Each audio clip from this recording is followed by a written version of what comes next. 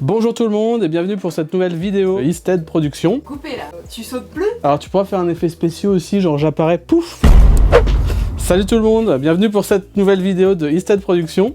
Et non, cette vidéo n'est pas sponsorisée par Nintendo Switch et encore moins par Extreme Rate, des coques pour Nintendo Switch. Et voilà, ça rend super bien. Trêve de plaisanterie, en parlant de rouge, le Ronin RS2 a ce petit liseré rouge qu'on aime bien. Et donc, une petite surprise aujourd'hui, on va avoir deux unboxings. Tiltamax qui a créé une poignée commandable, donc connectable au Ronin RS2 pour faire des rolls infinis et le tenir en façon faire des rolls. Et on a reçu le 3D Focus de chez DJI, donc on va mettre ça en place. Et à la fin on verra, donc je sais pas si vous avez remarqué, on a des tubes, on vient de les recevoir, c'est des Digital Sputnik Voyager. Donc c'est des tubes à la Astera, ils sont étanches, sur batterie, bref, sur le papier, une tuerie, connectables tous en même temps avec l'iPad. Donc c'est vraiment top, on va voir ça en fin de vidéo. On commence par les accessoires Tilta qu'on a reçus. La poignée, donc la fameuse poignée en boîte. On va ouvrir le Tilta. Et en fait, on va pouvoir voir que c'est deux parties. On voit les connecteurs avec une vis. On plug ça comme ça. Voilà, la vis derrière.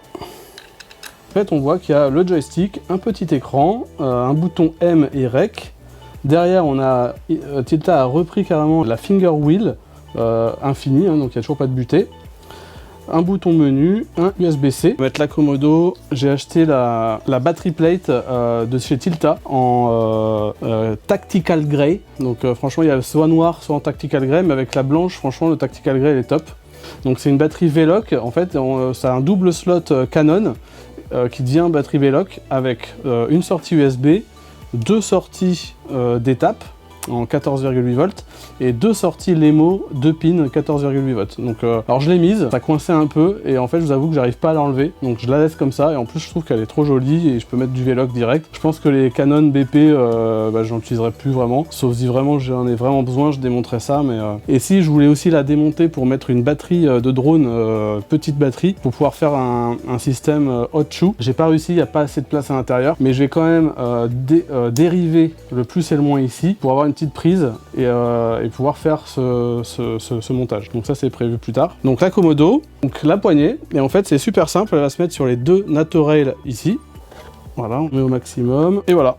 Donc en fait on a la poignée, et on va pouvoir prendre avec la poignée, hop, comme ça. Voilà. C'est exactement ce qu'on veut faire avec.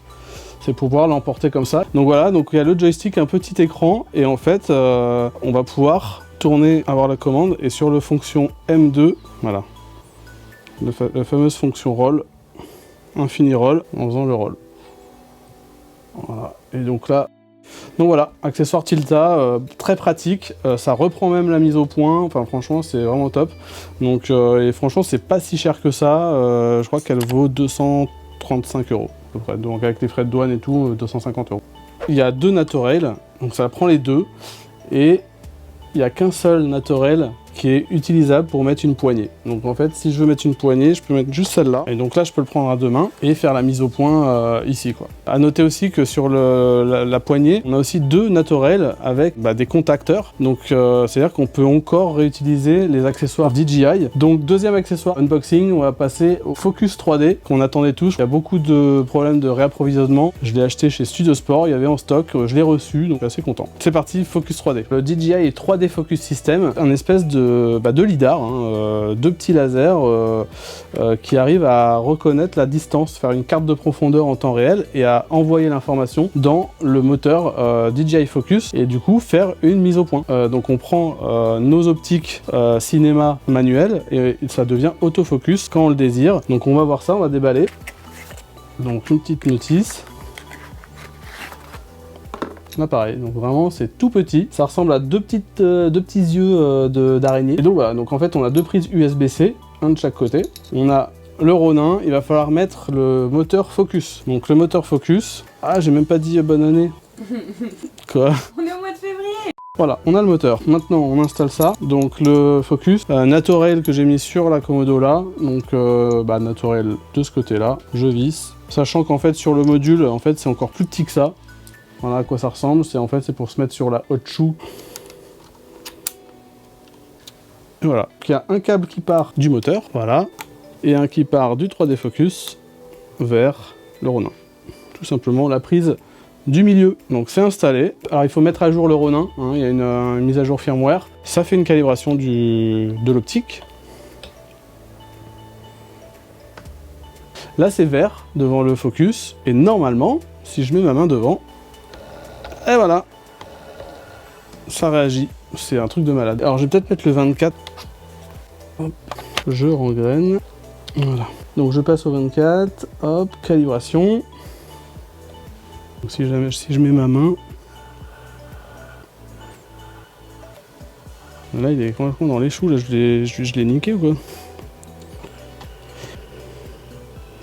Donc ça marche plutôt bien. J'ai un souci, c'est que donc j'ai le 24, 50, 85 mm, je les ai étalonnés, le moteur je l'ai mis à gauche, et comment on réétalonne? Voilà, donc ça bouge bien, hein, mais ça bouge dans un sens. Je le mets à côté, je voulais le mettre ici le moteur, je le mets là, et bah ça tourne dans le même sens, du coup il me reconnaît proche, sauf qu'il me met l'infini. Et plus je pars, et plus il s'approche. Donc si vous avez la solution, je suis preneur, parce que dans le menu, il y a impossibilité de réétalonner et de refaire la manipulation de comme si c'était la première fois qu'on l'installait.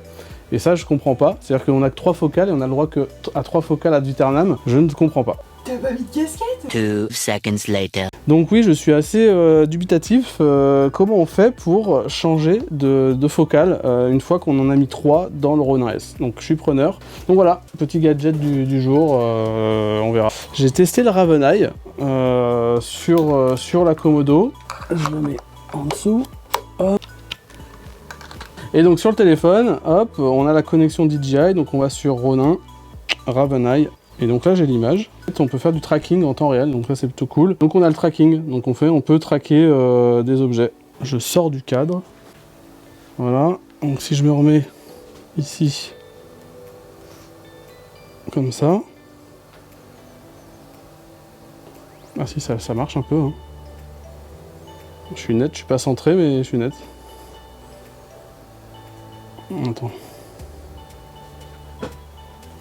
Attends, voilà, comme ça. Voilà, on est en 2.35, on sort d'un clip.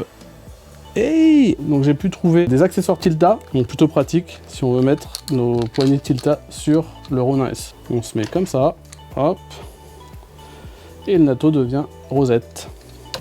Je peux mettre et la poignée et l'écran. Et voilà. Oui, j'ai acheté le câble pour pouvoir déclencher la Komodo avec le Tilta. Il y en a une pour la Komodo, de ce côté-là, Fort Komodo RS, et on vient le brancher sur le moteur. Hop, power, et du coup si j'appuie là, ça règle. Je peux donc être indépendant et vraiment cliquer là. Donc c'est vraiment là, ça y est, j'ai le setup idéal pour tourner. Batterie déportée, Ronin S2, les 2 poignées Tilta, la mise au point, et je suis parti.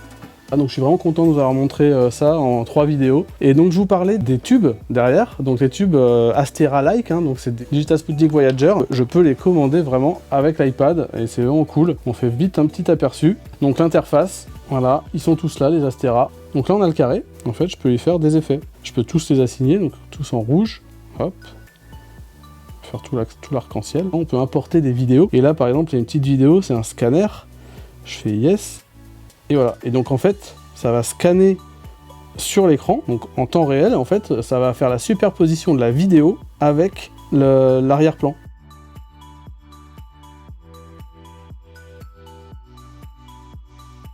Voilà, donc j'ai à peu près revu tous les dernières news de chez Isted, hein, en plus des tournages prévus, du drone, du téléfilm, de la formation. Donc, je vous souhaite aussi une belle année 2021 qui commence, et à très bientôt pour une prochaine vidéo pour Isted Productions.